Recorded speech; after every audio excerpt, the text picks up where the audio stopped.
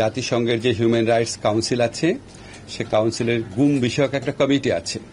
সেই কমিটির একটা ওয়ার্কিং গ্রুপ আছে। সেই ওয়ার্কিং গ্রুপ বিগত সরকারের আমলে বারবার বাংলাদেশে গুমের অভিযোগের প্রেক্ষিতে তদন্তের ব্যাপারে তথ্য জানার জন্য আসতে চেয়েছিল। প্রথম আসতে চেয়েছিল আজকের থেকে 12 বছর আগে। তারপর তারা বেশ কয়েকবার রিকোয়েস্ট করেছে। আপনারা বুঝতেই পারছেন, যেহেতু বিগত ফ্যাসিস্ট আওয়ামী লীগ সরকারের আমলে তারাই গুমের ঘটনাগুলো ঘটিয়েছিল বলে আমাদের বিশ্বাস, সেই জন্য তারা এই জাতিসংঘের যে ওয়ার্কিং গ্রুপ আছে, সেই ওয়ার্কিং গ্রুপকে বাংলাদেশে আসতে দেয়নি, তাদের চিঠির উত্তর পর্যন্ত দেয় নাই। এখন আমরা আমাদের ছাত্র জনতার ঐতিহাসিক গণ অভ্যুত্থানের মধ্যে থেকে একটা নতুন সময় পেয়েছি, একটা নতুন সুযোগ এসেছিল আমাদের কাছে, যে আজকে বাংলাদেশে যে দীর্ঘদিনের যে ক্রন্দন ছিল বাংলাদেশের সাধারণ মানুষের, তাদের পরিবার পরিজনরা গুম হয়ে যাচ্ছে, কোনো হদিস পাওয়া যাচ্ছে না। আপনারা জানেন যে মায়ের ডাক প্রথম থেকেই এই ব্যাপারে অনেক প্রোগ্রাম করেছে। সে সমস্ত প্রোগ্রামে যারা গুমের শিকার হয়েছিলেন তাদের সন্তানদের কান্না আমাদের সবাইকে স্পর্শ করেছিল। আমি গণমাধ্যমের প্রতি কৃতজ্ঞ, আপনারা এরকম একটা প্রতিকূল সময়েও ওই প্রোগ্রামগুলোর ছবি খুব ভালো করে ছাপতেন, এবং এই যে বাচ্চাদের কান্না, এটা মানুষের হৃদয়কে স্পর্শ করেছিল। এবং আমাদের এই গণ অভ্যুত্থানের অন্যতম একটা আকাঙ্ক্ষা ছিল, এটা আপনার উচ্চারণ করারও প্রয়োজন ছিল না। আমরা সবাই রিয়ালাইজ করেছি যে ওই সময় যে আপনার এক্সট্রা জুডিশিয়াল কিলিং হয়েছে, যে গুম হয়েছে, সেগুলির তদন্ত এবং বিচার করা। তো সেই লক্ষ্যকে সামনে রেখে আমরা কাজ শুরু করেছিলাম। কাজ কি কি করেছে এটা পরে বলি। তো আজকে যেহেতু আমাদের এই সরকারের কমিটমেন্টই হচ্ছে গুমের বিচার, গুমের তদন্ত, সেই জন্য আপনার গুম বিষয়ক কমিটির যে ওয়ার্কিং গ্রুপ, তারা বাংলাদেশে এসছে, তাদের সাথে আমি আজকে মিটিংয়ে বসছি। মিটিংয়ে বসার পর তারা আমাদের কিছু কার্যক্রমের প্রশংসা করেছে। যেমন আপনারা জানেন, আমরা এই দায়িত্ব গ্রহণ করার পরপরই আন্তর্জাতিক গুম প্রতিরোধ দিবসের আগেই আমরা গুম বিষয়ক যে আন্তর্জাতিক কনভেনশন আছে, সেই কনভেনশনের সদস্য রাষ্ট্র হয়েছি। এবং এখানে একটা উল্লেখযোগ্য বিষয় ছিল, এই সদস্য রাষ্ট্র হওয়ার ক্ষেত্রে আমরা এই গুম বিষয়ক যে আন্তর্জাতিক চুক্তি আছে, সেই চুক্তির কোনো ক্লজ বা কোনো বিধানের রিজার্ভেশন দেয়নি। মানে আমরা বলেছি পুরা চুক্তিটাই আমরা মানি, একটা দুইটা বিধান মানি না বা এটার ব্যাপারে আপত্তি আছে সেরকম না, সম্পূর্ণভাবে আমরা এটা এক্সটেনশন করেছি, এটার পক্ষ রাষ্ট্র হয়েছি। পৃথিবীতে আপনার প্রায় 77টার মতো দেশ, দুইটা একটা নাম্বার এদিক সেদিক হতে পারে, এরকম দেশ এই আন্তর্জাতিক চুক্তিটার পক্ষ রাষ্ট্র হয়েছে। কিন্তু আনকন্ডিশনালি পক্ষ রাষ্ট্র হয়েছে এরকম রাষ্ট্র খুব বেশি না। তো আমরা আনকন্ডিশনালি পক্ষ রাষ্ট্র হয়েছি। ওনারা এটা প্রশংসা করেছেন ওয়ার্কিং গ্রুপ। সেকেন্ড হচ্ছে ওয়ার্কিং গ্রুপ আমরা যে গুম বিষয়ক তদন্ত কমিশন করেছি সেটা প্রশংসা করেছেন। তারপর আমরা গুম বিষয়ক আইন প্রণয়নের উদ্যোগ নিয়েছি, একদম ডেডিকেটেড পিস অফ লেজিসলেশন, সেটা তারা প্রশংসা করেছে। তারপর আমাদেরকে কিছু কিছু সাজেশন দিয়েছে। যেমন আমাদেরকে তারা বলেছে যে আপনার গুম বিষয়ক যে কমিশনটা আছে, আমাদের কমিশনটা তো আপনারা জানেন সবাই খুবই ভালোভাবে কাজ করছে, অনেক কষ্ট করছে। ওনারা বলেছেন এটার মেয়াদ বাড়ানো যায় কিনা। তা আমি বলেছি এর সিদ্ধান্ত তো সরকারের পক্ষ থেকে সবাই বসে নিবে, আমি আমাদের প্রধান উপদেষ্টার কাছে এবং আমাদের মিটিংয়ে এই জিনিসটা উত্থাপন করব। তবে আমি তাদেরকে এটাও বলেছি, আমরা গুম বিষয়ক যে আইন করব, সেই আইনের অধীনেও আমরা একটা খুব শক্তিশালী কমিশন গঠন করার ইচ্ছা রাখি, সেটা তাদের জানিয়েছি। ওনারা আমাদের আইনের ব্যাপারে কিছু ব্যাপারে বলেছে, আমাদের আইনে কিছু কিছু জিনিস আমাদের ভিকটিম যারা ফ্যামিলি আছে তাদের সাথে আরেকটু আলোচনা করা দরকার, আর গুম বিষয়ক যে কমিশন আছে তাদের সাথে আলোচনা করা দরকার। আমরা বলেছি অবশ্যই আমরা আলোচনা করব। তারপর ওনারা বলেছেন ওখানে একটা, আপনারা জানেন সবাই, যে মিসিং পার্সন সার্টিফিকেট দেওয়ার জন্য, এটার বিধান আমরা অলরেডি আমাদের আইনে আছে, এটা আমরা করব। আরো বলেছেন যে ওখানে সার্চ করার জন্য, আপনারা জানেন আমাদের গুম বিষয়ক যে কমিশন আছে, ওনারা অনেক অনেক তথ্য আপনার উদ্ঘাটন করেছেন, অনেক সুন্দর করে তদন্ত করছেন। কিন্তু আমরা যাদের এখনো হদিস পাওয়া যায়নি বা যাদের শুনতে খুব খারাপ শোনাবে তবু বলি, যারা হত্যাকাণ্ডের শিকার হয়েছেন, যাদের আপনার ডেড বডিরও কোনো খোঁজ পাওয়া যায়নি, এরকম আর অনেক মানুষ রয়ে গেছেন। তো ওইটার ব্যাপারে ওনারা বলেছেন, আমাদের যে ওয়ার্কিং গ্রুপের একজন সদস্য ছিলেন মেক্সিকোতে, উনি কাজ করেছেন এগুলি নিয়ে, উনি বলেছিলেন একটা কমিশন অন সার্চ, শুধু তারা সার্চ করবে, এই ধরনের একটা কমিশনের বিধান আমরা আইনের মধ্যে ঢুকাতে পারি কিনা। আমরা বলেছি আমরা অবশ্যই সেটা বিবেচনা করব। তারপর আমাদের আইনটা ওনারা বলেছে পরীক্ষা করে আমাদের আরো সাজেশন দিবে, এটা বলেছেন। আমাদের সরকারের যে এই মানবাধিকার লঙ্ঘন প্রতিরোধে আমাদের যে কার্যাবলী, বিশেষ করে গুম কমিশন, সেগুলি তারা অনেক প্রশংসা করেছেন এবং তারা বলেছেন আমাদেরকে যত রকম সহযোগিতা প্রয়োজন হবে তত রকম সহযোগিতা ওনারা প্রদান করবেন। একটা তো ধরেন এখনই আমাদের আইনটা ওনারা পরীক্ষা করে দেখবেন, আমাদেরকে সাহায্য দিবেন। মানে দিবেন, বুদ্ধিবৃত্তিক সাহায্য দিবেন, ইনপুট দিবেন। তারপর ভবিষ্যতে যদি দরকার হয় আমাদের যে গুম বিষয়ক যে কমিশন হবে সেই কমিশনের জন্য যদি প্রয়োজন হয় আমরা লজিস্টিক সাপোর্ট বা টেকনোলজিক্যাল সাপোর্ট নিতে পারি। টেকনোলজিক্যাল সাপোর্টটা বেশি দরকার হবে। আমি আপনাদের প্রসঙ্গক্রমে একটা জিনিস বলি, আমরা কিছু হলেই মনে করি কি আচ্ছা বিদেশিরা সাহায্য দিবে নাকি। আমি এই আমার সরকারের দায়িত্বে থাকার অভিজ্ঞতা থেকে আপনাদের বলি, আমাদের সরকারের যথেষ্ট টাকা আছে। এই আপনার 100 কোটি 200 কোটি টাকা খরচ করা গুম বিষয়ক তদন্ত কমিশনের জন্য যথেষ্ট টাকা আছে। তো আমাদের একটা আগের সরকারগুলোর একটা প্রবণতা ছিল কিছু হলেই বিদেশিদের কাছে হাত পাতা, কোন একটা প্রকল্প গ্রহণ করা। প্রকল্পের কারণে অনেক আর্থিক অনিয়ম, অনেক আর্থিক সুবিধা পাওয়া যায়, এই সমস্ত ব্যাপার ছিল। তা আমি আমার মন্ত্রণালয় থেকে আমরা যত কাজ করেছি এখন পর্যন্ত আমরা কোনো ব্যাপারে বিদেশিদের কাছে আপনার সাহায্য চাই নাই। আমাদের নিজস্ব যে অর্থ সম্পদ আছে, নিজস্ব এক্সপায়ারিজ আছে, সেটা আমরা যথেষ্ট মনে করি। কিন্তু ওনারা যদি আমাদের আইন দেখে ইনপুট দিতে চায় যেটার সাথে আর্থিক ব্যাপার যুক্ত নাই, সেটা আমরা নিব। আমি বিশ্বাস করি আমরা মানে শুধুমাত্র টেকনোলজিক্যাল হেল্প হয়তো কারো কারো লাগতে পারে, কিন্তু কোন রকম আর্থিক সহায়তা আমাদের দরকার হবে না। আমরা অত্যন্ত পাওয়ারফুল একটা গুম বিষয়ক পার্মানেন্ট কমিশন প্রস্তাবিত আইনের আন্ডারে ইনশাআল্লাহ করতে পারবো। এখন পর্যন্ত কিন্তু এটা সিদ্ধান্ত না, এখন পর্যন্ত সেটা চিন্তার আকারে চলছে। আমরা স্টেক হোল্ডারদের সাথে আরো আলোচনা করব। এই যে ডেথ সার্টিফিকেটের অভাবে গুমের শিকার যে ব্যক্তিরা আছেন তাদের পরিবাররা অনেক ভুগে। আপনারা তো দেখছেন, আমি 15 বছর তাদের সাথে সমস্ত আন্দোলনে ছিলাম, আমি সাফারিংসটা জানি। তা আমরা আইনে একটা প্রতিকার দিতে পারি, সেটা হচ্ছে missing person certificate, death certificate না, মিসিং পার্সন সার্টিফিকেট। সেটা আমরা বিবেচনা করছি।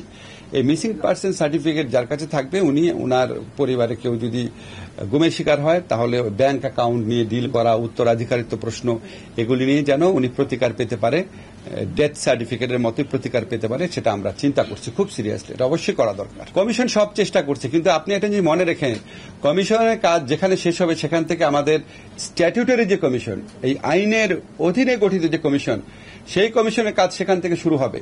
সেটা এমন না যে আমাদের বর্তমান যে কমিশনটা আছে এই কমিশনটা মেয়াদ শেষ হয়ে গেলে আমাদের কাজ শেষ। নো, আমরা একটা আইন করছি, আইনের আন্ডারে একটা পার্মানেন্ট গুম বিষয়ক কমিশন থাকবে। সো ধরেন এটা তো অনেক দীর্ঘ কাজ, উনারা যেখান থেকে কাজ শেষ করবেন সেখান থেকে উনারা আবার শুরু করবেন। সো এটা এমন না যে এটা শেষ হয়ে যাচ্ছে, এটা চলতে থাকবে। 2টা কনসালটেশন করেছি। এখন ধরেন এখন তো পার্লামেন্ট নাই, বুঝছেন না, এখন আপনার এমনি আইন করতে গেলে ফার্স্ট রিডিং হয়, সেকেন্ড রিডিং হয়, থার্ড রিডিং, ফোর্থ রিডিং। এখন আমাদের একটা মন্ত্রণালয়ের প্রতিষ্ঠার মাধ্যমে আমরা আইন করতে চাচ্ছি, আপনাদের সবার সহযোগিতা নিচ্ছি, ইনপুট নিচ্ছি। আমাদের চেষ্টার কোনো ত্রুটি নাই। আপনারা ঢোকার আগের মুহূর্ত পর্যন্ত আমি লিগ্যাল এইডের আইনটা নিজে বসে বসে দেখছিলাম এখানে আর কি করা যেতে পারে। আমাদের এই আপনাদের একটা যে শুধু বলি, আমাদের মন্ত্রণালয়ে অনেক রুটিন কাজ থাকে, অনেক ফাইল থাকে, অনেক লোক দেখা করতে আসেন, প্রতিকার চাইতে আসেন, অনেক বদলি টদলি সার্ভিস রুলের ব্যাপার থাকে। এর বাইরে আমরা সুনির্দিষ্টভাবে সপ্তাহে অন্তত 2টা দিন শুধু এই সংস্কার বিষয়ক আইনগুলো আমরা কি করতে পারি আমরা নিজেরা আমাদের এই আইন মন্ত্রণালয়ের অফিসারদেরকে নিয়ে বসি। এবং আপনাদেরকে আমি একটা চমৎকার অভিজ্ঞতা শেয়ার করি। আমি আমাদের আইন মন্ত্রণালয়ের অফিসারদের তাদেরকে সবচেয়ে আনন্দিত, উৎসাহী এবং সবচেয়ে বেশি আপনার পরিতৃপ্ত দেখি যখন এই সমস্ত সংস্কার প্রসঙ্গে তাদের সাথে নিয়ে বসি, কি করা যায়। প্রাথমিক ড্রাফটটা তো আমরা করি, আমাদের প্রচেষ্টা মানে সর্বোচ্চ প্রচেষ্টা দিয়ে আমরা সর্বোচ্চ তাড়াতাড়ি করার চেষ্টা করছি। আমাদের একটা লক্ষ্য আছে, আমাদের এই গণঅভ্যুত্থানের বর্ষপূর্তির আগে আমরা খুব ভালো কিছু ল করে যেতে চাই। কয়েকটা তো হয়েছে, আপনারা জানেন, সিপিসির অ্যামেন্ডমেন্ট হয়েছে, আমাদের নারী শিশু নির্যাতন দমন আইনের অ্যামেন্ডমেন্ট হয়েছে, তারপর আমাদের সাইবার সুরক্ষা আইন হয়েছে। আমাদের আগামী আশা করি আর কি আগামী 1 মাসের মধ্যে গুম বিষয়ক আইনটা এবং সিআরপিসির যে অ্যামেন্ডমেন্টটা সেটা হয়ে যাবে। লিগ্যাল এইডের যে অ্যামেন্ডমেন্টটা সেটা ইনশাআল্লাহ আগামী 2 সপ্তাহের মধ্যে হয়ে যাবে। পরবর্তী সরকার, এখন আপনার পরবর্তী যে সরকারই আসুক, হয়তো বিএনপি আসবে বা জামাত আসবে বা ইসলামিক দলগুলো আসবে বা আপনার নতুন ছাত্রদের দল আসবে, তারা সবাই তো গুমের ব্যাপারে অত্যন্ত সোচ্চার ছিল। আর বিএনপি জামাত তো গুমের শিকার হয়েছে। তো ওনারা যদি পরবর্তীকালে ক্ষমতায় আসেন, ওনাদের মধ্যে কেউ, আমাদের এইটুকু বিশ্বাস আছে যে ওনারা এই ব্যাপারে কমিটেড থাকবেন। এত রক্তপাতের পর, এত প্রাণহানির পর, এত আত্মত্যাগের পর যদি আমাদের বোধোদয় না হয় তাহলে তো কিছু করার নাই, আর বুঝছেন না। আইনের মধ্যে ইনবিল্ট প্রভিশন রাখছি যাতে ভবিষ্যতে সরকারদের জন্য এই সমস্ত চিন্তা করা খুবই রিস্কি এবং খুবই কষ্টসাধ্য হয়ে যায়। আমি শুধু একটা জিনিস আপনাকে বলতে পারি, সরকার কোনো অসৎ উদ্দেশ্যে আইনটা করে নাই। এখন অসৎ উদ্দেশ্যে আইন না করা হলেও কোন আইনের মধ্যে এমন বিধান থাকতে পারে যেটা এই আইনের যারা সাবজেক্ট তাদের কাছে মনে হতে পারে যে তারা বিড়ম্বনা, হয়রানির শিকার হতে পারে। সেটা আমরা স্বীকার করি যে এরকম সম্ভাবনা এই আইনের মধ্যে থাকতে পারে। এখন এই আইনটা দেখার জন্য আমি প্রথমে বলে রাখি, এটা জনপ্রশাসন মন্ত্রণালয়ের আইন। সবার মধ্যে একটা বিভ্রান্তি কাজ করে। যে কোনো অধ্যাদেশ আইন মন্ত্রণালয়ের মাধ্যমে জারি হয়, যে কোনো অধ্যাদেশ। সেটার মানে এটা না এটা আইন মন্ত্রণালয় করেছে, এবং আইন মন্ত্রণালয় এটার এক্সিকিউটিভ অথরিটিও না, এটা জনপ্রশাসন মন্ত্রণালয়ের আইন। এটা আপনারা একটু ক্লিয়ার থাকবেন। আমাদের কোনো শুধু আনুষ্ঠানিকভাবে জারি করতে হয় গেজেট নোটিফিকেশন, এটা ছাড়া আমাদের কোনো ইনভলভমেন্ট এখানে ছিল না। এখন কমিটির প্রধান হিসাবে আমাদের কমিটিতে আমাদের ফয়জুল ভাই রয়েছেন, অত্যন্ত সিনিয়র এবং অত্যন্ত যোগ্য একজন উপদেষ্টা। আপনারা জানেন ওনার সম্পর্কে, উনি একজন অত্যন্ত দক্ষ আমলাও ছিলেন। আমাদের ক্যাবিনেট সেক্রেটারি উনি অত্যন্ত দক্ষ একজন আমলা রয়েছেন, ওনারা থাকবেন। আমরা আজকে 4টার সময় মিটিংয়ে বসবো। আমরা মিটিংয়ে বসে আমাদের সরকারি কর্মচারী ভাইরা আমাদের যে দাবিগুলো দিয়েছিল, কাগজগুলো আমার কাছে আছে, সেগুলি আমরা কি কি বিবেচনা করব, কিভাবে করব সেটা ঠিক করব।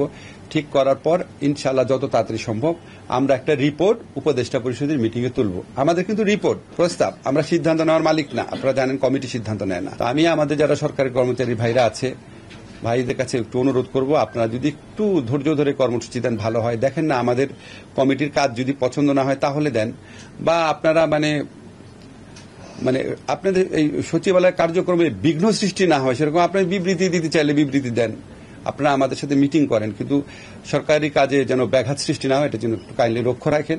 আমাদের অন্তত কমিটির রিপোর্ট হওয়া পর্যন্ত, সিদ্ধান্ত হওয়া পর্যন্ত অন্তত এগুলি জিনিস লক্ষ্য রাখেন। তারপর রাখলে ভালো হয়, কিন্তু আমাদের কমিটির কাজটা না হওয়া পর্যন্ত একটু লক্ষ্য রাখবেন। আশা করি সরকারি কাজে যেন ব্যাঘাত না হয়, মানুষের যেন দুর্ভোগ না হয়। ট্রুথ অ্যান্ড রিকনসিলিয়েশন কমিশন যেটা আছে, এটা আপনারা জানেন যে এটা সাউথ আফ্রিকাতে হয়েছিল এবং এটা সারা পৃথিবীতে আলোড়ন তুলেছিল। নেলসন ম্যান্ডেলা একটা বিরাট ভূমিকা রেখেছিল, ডেসমন্ড টুটু একটা বিরাট ভূমিকা রেখেছিল এটা ক্ষেত্রে।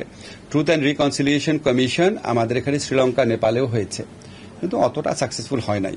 তো আমাদের একটা চিন্তা সমাজে ছিল, আপনার ট্রুথ অ্যান্ড রিকনসিলিয়েশন কমিশনের 4টা অংশ থাকে।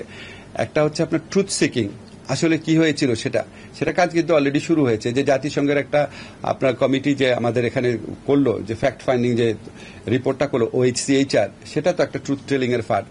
আমাদের যে বিচার হচ্ছে সেখানে আমাদের তদন্তকারীরা ICT যে বিচার করছেন সেটা একটা ট্রুথ সিকিং এর একটা পার্ট। আমাদের মোস্তফা সরোয়ার ফারুকী যে জুলাই জাদুঘর করছেন আপনার সাবেক গণভবনে, সেটাই ট্রুথ সিকিং এর একটা পার্ট। তারপরে একটা পার্ট হচ্ছে মেমোরিয়ালাইজেশন, স্মৃতিটাকে ধরে রাখা, সেটা ফারুকের জাদুঘরের মাধ্যমে নিশ্চয় করা হবে। থার্ড পার্টটা হচ্ছে একটু কঠিন, সেটা হচ্ছে অ্যামনেস্টি। অ্যামনেস্টি হচ্ছে যারা ধরেন অত্যন্ত ছোট ছোট অপরাধে যুক্ত ছিল বা কোনো ক্রমে এখানে ঘটনাক্রমে ছিল কিন্তু তার ক্রিমিনাল ইন্টেন্ট ছিল না, তাদের ক্ষেত্রে কোনো অ্যামনেস্টির স্কোপ আছে কিনা সেটা দেখা। এটা ট্রুথ অ্যান্ড রিকনসিলিয়েশন কমিশন অন্যতম কম্পোনেন্ট, সব দেশে এটা করা হয়। আর ফোর্থ স্টেজ সেটা হচ্ছে রিকনসিলিয়েশন, যে আমরা এই চরম যারা দোষী আছে তাদের উপযুক্ত শাস্তি দেওয়ার মাধ্যমে, সত্য অনুসন্ধানের মাধ্যমে আমাদের একটা জাতীয় ঐক্যবোধ গড়ে তোলা। আরেকটা কম্পোনেন্ট ভুলে গেছি, রেপারেশন। এটা হচ্ছে যারা ক্ষতিগ্রস্ত তাদের যথেষ্ট পরিমাণ ক্ষতিপূরণ দেওয়া। ক্ষতিপূরণ কিন্তু শুধু টাকার অঙ্কে না, হয়তো ধরেন আমাদের যারা জুলাই গণঅভ্যুত্থানকালে যারা অঙ্গহানি হয়েছে ওনাদের চাকরির ব্যবস্থা করা, এটা হচ্ছে রেপারেশন একটা পার্ট। এই কম্পোনেন্টগুলো আমরা প্রথমে আমাদের চিফ জাস্টিস মহোদয়ের নেতৃত্বে গিয়েছিলাম। আমাদের এখানে UNDPর যে আপনার রেসিডেন্ট রিপ্রেজেন্টেটিভ আছেন স্টেফান, উনি গিয়েছিলেন। একটা উচ্চ পর্যায়ের কমিটি গিয়েছিলাম আমরা, সেখানে আমরা অনেক মিটিং করেছি, সারাদিনই মিটিং করেছি। ডেসমন্ড টুটু ফাউন্ডেশনে গিয়েছি, ট্রুথ অ্যান্ড রিকনসিলিয়েশন কমিশনের মেম্বারদের সাথে দেখা করেছি, নেলসন ম্যান্ডেলার ফাউন্ডেশনে গিয়েছি, সিভিল সোসাইটির সাথে কথা বলেছি, ভিকটিম ফ্যামিলির সাথে কথা বলেছি, আমরা ব্যাপারটা জেনে আসছি। এখন আমাদের দ্বিতীয় ধাপে যে চিন্তাটা আছে, আমাদের প্রধান বিচারপতির নেতৃত্বে আমরা একটা রিজিওনাল কনসালটেশন করব। সেখানে আমরা শ্রীলঙ্কার যারা আছে ওনাদের আনবো, নেপালে যারা আছে ওনাদের আনবো, সাউথ আফ্রিকা যারা আছে ওনাদের আনবো, আমাদের বাংলাদেশে যারা পলিটিক্যাল পার্টি আছে, সিভিল সোসাইটি আছে, হিউম্যান রাইটস গ্রুপ আছে, ছাত্ররা আছে, সবার মতামত নিয়ে কি করা যায় সেটা নিয়ে চিন্তা করব।